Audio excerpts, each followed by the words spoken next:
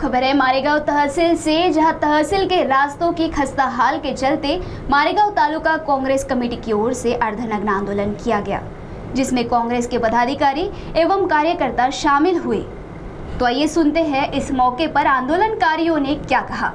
मारेगांव तहसील के रास्तों की अवस्था दयनीय हुई है। इसी के चलते तालुका कांग्रेस कमेटी ने आंदोलन किया। वानरदेव से मारडिंग मार्ग पर पड़े गड्ढों में भरे पानी में बैठकर अर्धनग्न अवस्था में आंदोलन किया गया। इस विरोध प्रदर्शन दौरान कांग्रेस कार्यकर्ताओं ने शासन प्रशासन का ध्यान आकर्षित किया और उन्हें याद दिलाया कि नागरिकों की सहनशीलता की सीमा अब खत्म हुई है।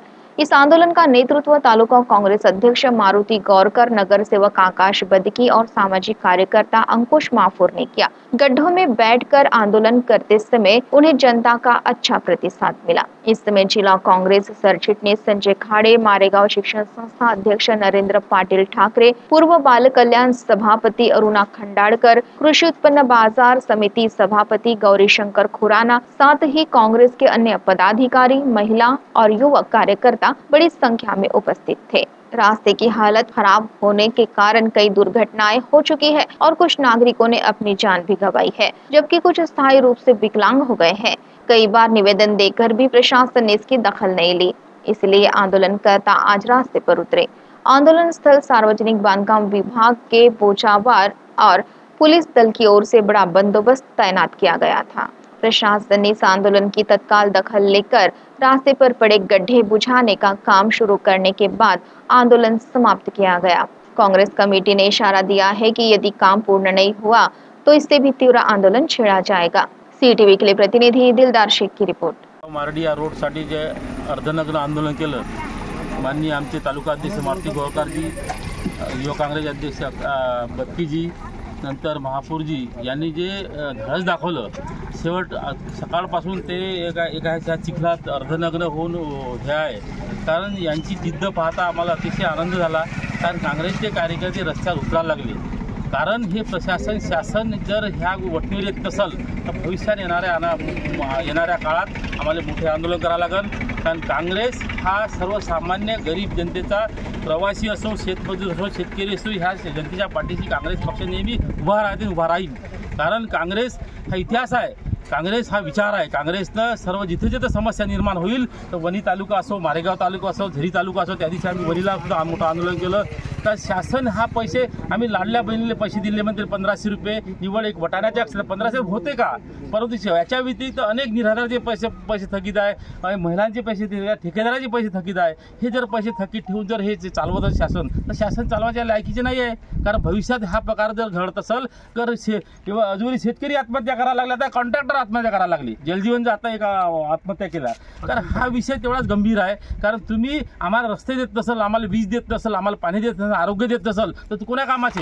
कारण मूलभूत ज्या सुविधा आहे ह्या शासनाला दिल्या पाहिजे आणि हा रस्ता तात्काळ दुरुस्त केला पाहिजे। आत्ताच माननीय ओचेवार साहेब यांनी आश्वासन दिलं की आम्ही आता तात्काळ त्यांना हे करतो, त्यांनी तात्काळ बोलावलं। परंतु भविष्यात येणाऱ्या काळात ह्या 2-3 महिन्यात हा रस्ता पूर्ण कंप्लीट झाला पाहिजे। काय भविष्यात जर असे खड्डे पडले तर आम्ही रस्ता आंदोलन करू। तेवढा आम्ही घरबेद इशारा ह्या शासनाला देऊ इच्छितो। तात्काळ रस्ता बनला पाहिजे, गड्डा बुजला पाहिजे, गड्डे बुजले पाहिजे आणि रस्ता कंप्लीट झाला पाहिजे, एवढी आमची मागणी आहे। जे आंदोलन चालू झालं, हे आंदोलन आम्ही मारेगाव तालुका काँग्रेस कमिटी, तालुका युवक काँग्रेस कमिटी आणि आमच्या माननीय नेते नरेंद्र ठाकरे, अरुणा खंडाळकर, आमचे नेते आमच्या प्रतिभाताई धानोरकर, मामनराव कासावर साहेब, संजयजी खाडे, आमचे गौरीजी खुराना यांच्या सूचनेनुसार आम्ही हे आंदोलन या ठिकाणी आज चालवलं। हे आंदोलन आमचं या रस्त्यापुरत्या मारेगावच्या संपूर्ण तालुक्यातील खराब झालेल्या रस्त्याच्या बाबतीत हे आंदोलन आहे। आज आपण बिकट परिस्थिती पाहता, या रस्त्याने अनेक ॲक्सिडेंट झाले, अनेक जीव गमावले, अनेक ॲक्सिडेंट होऊन आमचे लोक दवाखान्यात भरती केले। हे अशा पद्धतीचे रस्ते या शासनाने करून ठेवले। आज एक गरज आहे की शासनाला हा गर्भित इशारा आमचा आहे की शासनाने लवकरात लवकर हे आमचे रस्ते चालू करून द्यावं आणि ह्या आजच्या आमच्या काँग्रेसच्या आंदोलनाचं यश म्हणजे आमच्या जेव्हा जेव्हा आमचा ट्रक इथे उभा आहे।